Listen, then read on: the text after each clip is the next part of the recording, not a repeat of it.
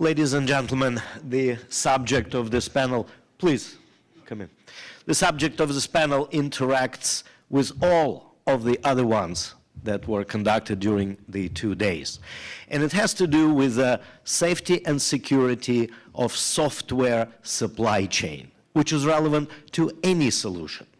Now, Warren Buffett calls the cybercrime the #1 problem with mankind, and cyber attacks a bigger threat to humanity than nuclear weapons.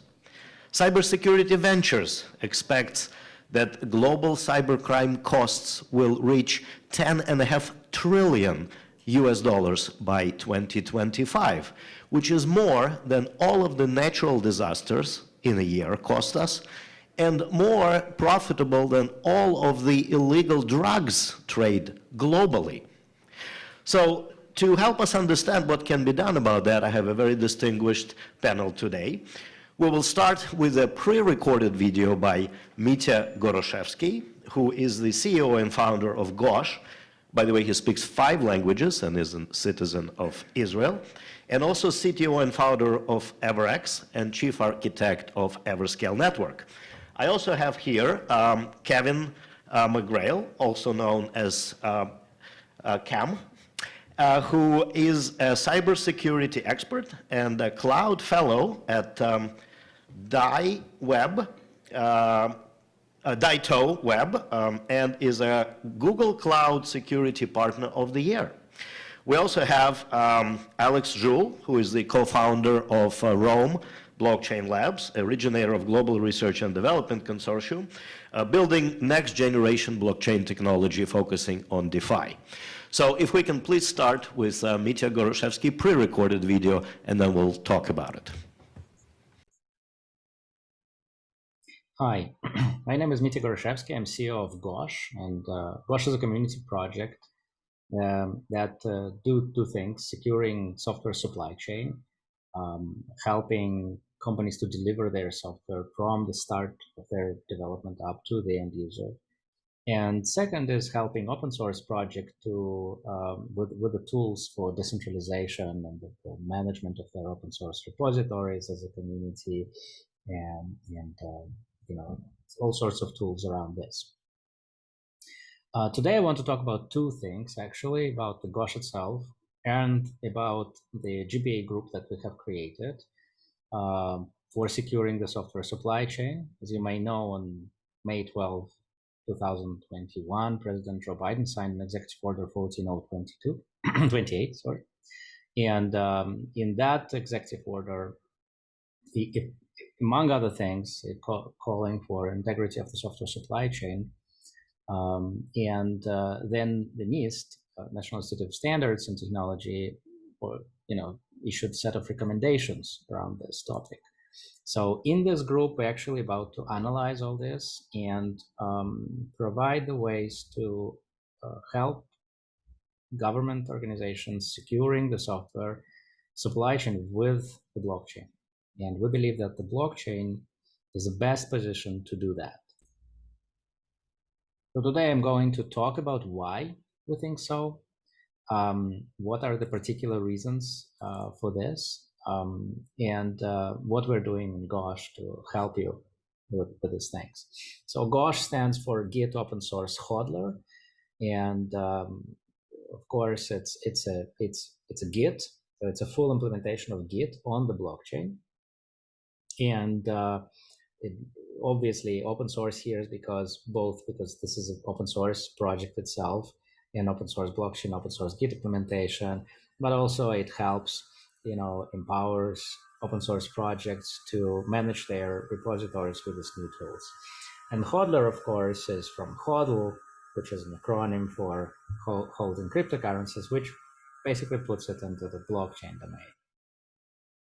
So what is GOSH? GOSH is, apart from being a blockchain and Git implementation on chain, it helps to manage developer credentials, so like developer signatures and everything. And you don't need to have separate tools for all of that,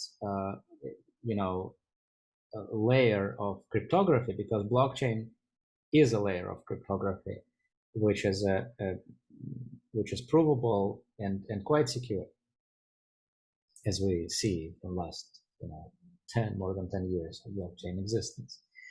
Now, and then what we're doing on top of that is we're taking this and bringing that up to the layer of the software delivery. So we're securing the whole supply chain from the place where you store your source code up to the place where you deliver that to the end user. And we're doing that with cooperation with Docker. And Docker containers is the most popular way to deliver the software to your either cloud infrastructure or to your end user. And we create that process via creating immutable artifacts, as I will show you today. And these artifacts are also stored on the blockchain. And because they are stored on the blockchain, they are verifiable and they are immutable. So securing the software supply chain requires trusting many components, a lot of basically points of trust you need to, and you do understand that at every point when you trust something, you need to secure that, because you cannot just trust. You need to verify that it's secure. So everywhere and every point in the process of the software delivery, from the software creation, storing and managing the source code up to the delivering it via whatever your DevOps process is, you have this trust points, and so it is a mess to secure them all, unless you can create a layer which by default securing most of them. And this layer again is a trustless layer of truth, which basically does three things. It's a trustless execution environment, so you can execute scripts, you can execute programs in the blockchain in a trustless way. And then provides the immutable execution logs, because it's not only that it executes this, it also writes the execution results and the fact of the execution. It's written in the log. And this log by itself is immutable, and it also has an immutable time, which is very important, because it's the only solution which provides you with a log, with a time log of the events, which is immutable. And then you can, based on these two things, you can enforce rules which will be verifiable, computational rules around the things, objects that you put in this layer. So So again, why do we need to secure the software supply chain? I think it's, well, you probably know that every day we have problems with security, and a lot of these problems relates to how we handle the software itself. So we have starting from the development process, which is very hard to track, because we cannot trust the end user computer. We cannot trust the developer computer, because the developer computer can be hacked on a level that developer doesn't even recognize. And when if this computer is hacked, then the whole development environment is leaked. Now, then there is dependencies, and so if it doesn't need to be that your lead developer, for example, has a problem with his computer or her computer. So with her computer, we can we can manage, but the problem is that we are using many libraries and other people wrote, and we cannot go and trust every one of their environments. It's very hard to do. We have malicious scripts. So we have a software, let's say we secured it somehow, then we want to put it to deliver that, and this is done by scripts. And these scripts usually they leak information, or they just contain bugs, and by having bugs or malicious code in these scripts is as dangerous as the bugs and malicious code in the software itself, right? So the traditional centralized approach is like centralized Git storage is, well, it's not secure by nature of it. It's not censorship resistant, and more code you contribute into this, the less secure it becomes, because you just create more and more entropy. So what Gosh does is trying to help with this process by introducing, first of all, Git implementation on blockchain, where, as I said, all the operations, commits, transactions, trustable, traceable, transparent, and encrypted, and they also attributed to developers. So we know that by their signatures, they attributed to particular developers. Then, of course, the code is stored in decentralized blockchain. So we know that nobody can actually like play with this code, insert something in that. Because if you store Git even on your server and your server got hacked, there is no problem to just insert anything in your code and then to recalculate hashes and then will look just fine. So, and then on top of that, we providing the way for immutable triggers and actions, which basically are artifacts, which we create when you do something with the software. So for example, you deliver software in a container, you build this container. When you're building container, we create a smart contract on the blockchain, which contains a metadata on that build. And this metadata then can be verifiable against other builds. It can be verifiable and can be also like the action can be created based on this artifact. So when this artifact appears and the metadata is other smart contracts or other scripts can read from that smart contract, and they will know they can trust this because this is immutable, because it's on the blockchain, it's executed on the blockchain. And of course, then we provide the Go developer tools for like Docker tools, for example, like Docker extension, where you can go and use these artifacts to verify whatever part or a whole process of the software delivery you want. Thank you, Mitja. I think that was a great introduction of one of the possible solutions to the issue. So let's talk to our panel members, and we are just being joined by Pradeep Goel, who you know is the CEO of SolveCare Foundation. So let's start with some history. Cam, Mitja mentioned NIST, which is one of the oldest scientific institutions in this country. And I understand you've been involved with them to some extent as well. Can you tell us a little bit about the role of that institution? Absolutely. For those who aren't aware, NIST is the National Institute of Science and Technology. They are very integral to the way you perform everything in your life. They measure what is a pound, what is a gallon, what is a mile, but they also produce a lot of things called special publications, like the NIST 853, which is about cybersecurity, things like the 800-171, which is about controlled unclassified information used in supply chain management, et cetera. So wonderful organization, does a fabulous job of producing some of the industry's best standards. Would be akin to other organizations mentioned today, like the ISO, ITU, et cetera, that serve similar roles in other countries and globally to produce standards that help produce or that help run industry. Thank you. Alex, when you develop and deliver software solutions by Rome blockchain, what mechanisms do you use to store and to deliver the data? And do you believe that the system can use better solutions? So I can't get too deep into how we architect our security for security reasons. That being said, we use industry standard storage, just like GitHub, for example, for general code bases. However, the real value is actually in the cryptocurrencies itself. So we use distributed and encryption key management. I can't get into it more than that, which is a pretty specialized system that unless you're managing a large amount of capital, you really wouldn't have to worry about. So, I mean, on terms of practical cybersecurity, who here in this room is actually like a developer or like an engineer? One, we have some hands. Two, okay, that's actually kind of what I expected, right? Most people don't code, most people don't develop.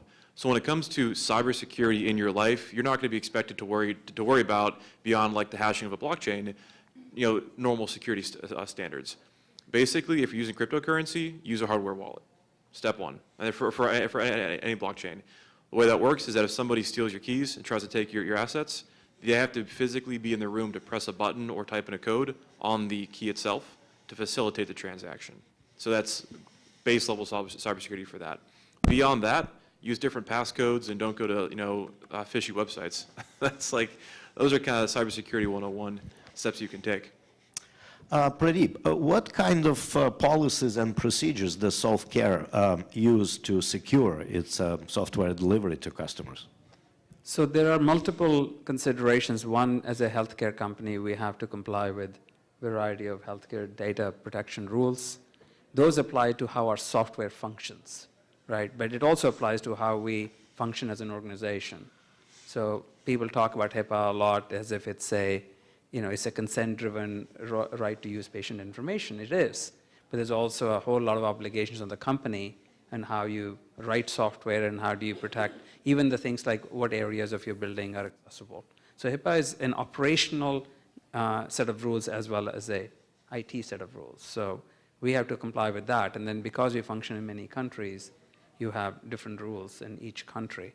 But really the benchmark here is HIPAA high tech. If you can meet those standards, you tend to comply with every other standard. So internally you have rules like the desks need to be aligned in a way that people cannot glance over your shoulder because that would violate HIPAA. You can't do that. You have to isolate people so they have guarantee that nobody can look at their screen from behind the back. Access to facilities, how you retain the data, how long do you hold it. So those are all standard rules. I think they're similar to most industries, but HIPAA is prescriptive on what you must do. And they're all good common sense things. Thank you. Cam, what's a cybersecurity framework control, and how should people use it? Yeah, so cybersecurity frameworks are things like the 853. A control is really just a fancy name for a rule. It just says, for example, in HIPAA that, your desks have to be aligned so people can't shoulder surf. That's a control.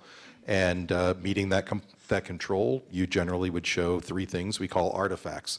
You would have a policy would be artifact number one.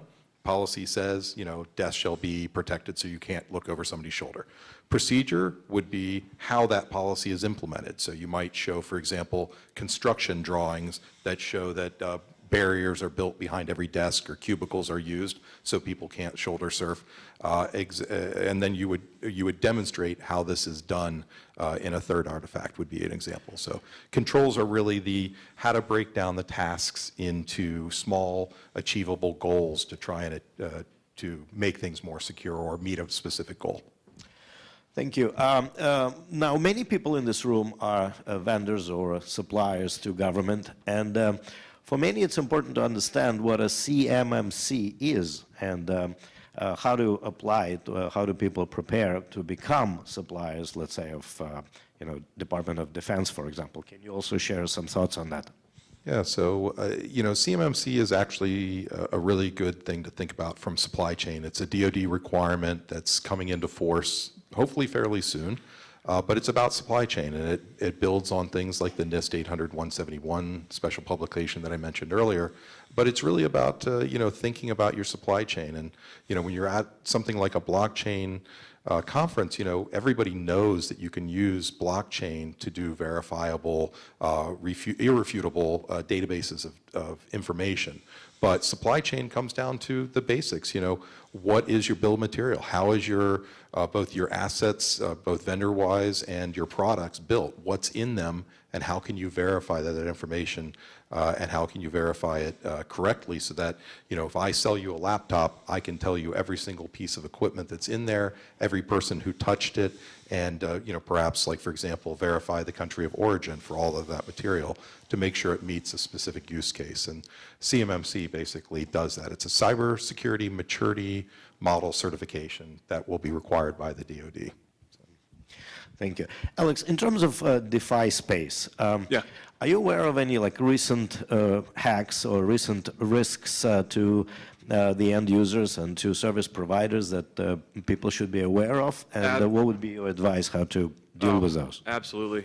So DeFi is one of those interesting spaces where the technology is so exciting and enticing for a lot of people that they get really engaged very fast. So due diligence in terms of practical security, if people understand how to follow those steps, actually typically don't happen, unfortunately.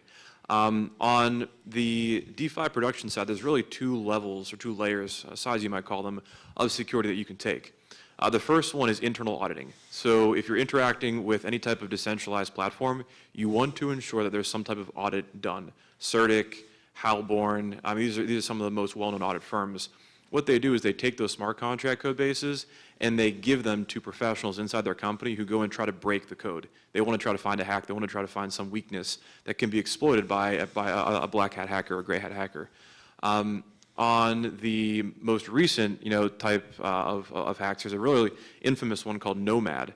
So Nomad is what's called a bridge in decentralized finance. So that's where if I have one token on one network like Ethereum, and I want to trade that token like wrap Bitcoin on Polkadot, let's say, I have to go through a bridging contract. And that is essentially where I send an asset to a contract on one blockchain. It sits there, and then there's a relay that goes to the second contract on a second blockchain that says, yep, I received a locked deposit of this token. I'm going to create wrap Bitcoin on this blockchain. So you're kind of like sending it or transferring it, bridging it from one network to the other. There was a problem in the Nomad hack where they were audited, which is great, but also not infallible. They had some errors that they fixed, but others that were overlooked. So what that essentially allowed people to do is that if you found a certain portion of code and just called that portion of the smart contract code, you could mint any token you want infinitely, even if there wasn't something on the other network backing that asset. It's basically like hitting the money printer button, essentially, on Polkadot, yeah, which was really bad. It ended up being like a $10 million, $20 million exploit on there by the time that they caught it. I mean, that's a lot of money, and the worst part about it is that they didn't just take this money and just like run away with it. What they did was they took the I guess you call it fake cryptocurrency that they minted, and they moved it into, it was actually one of our lending protocols, believe it or not, where they deposited and then pulled out actual cryptocurrency that was backed and then sold that on a centralized exchange.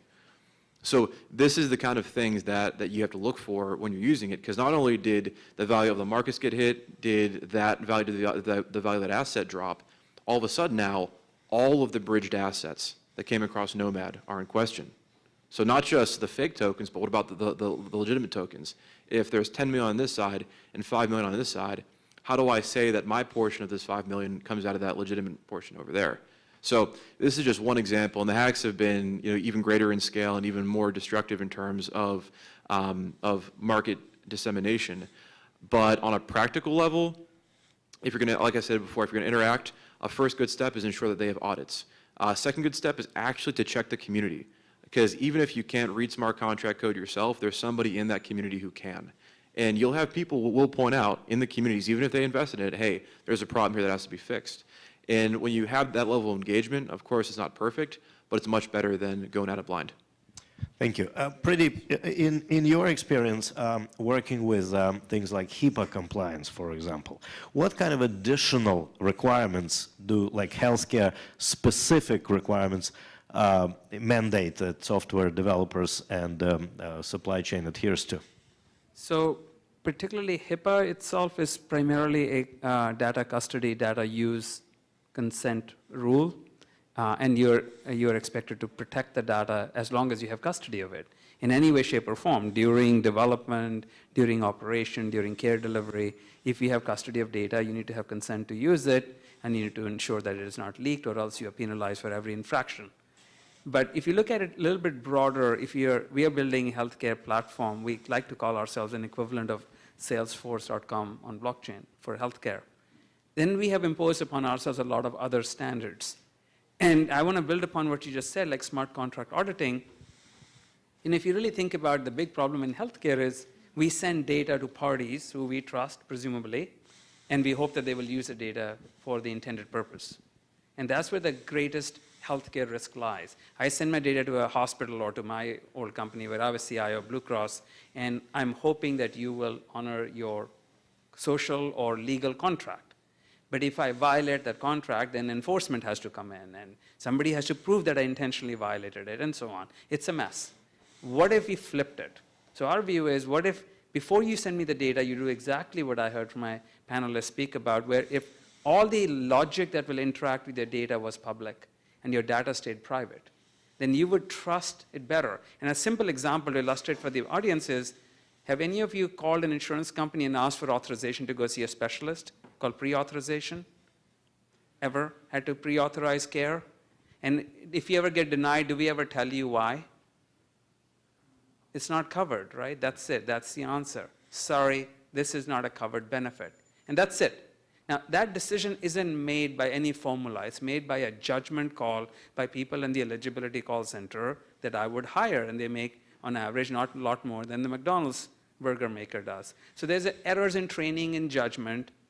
And when I was at Blue Cross, I did an exercise one time. I sat in the eligibility call center for 3 days, and I was taking calls with my staff to understand why we are rejecting authorization. And I was horrified at the number of mistakes we were making.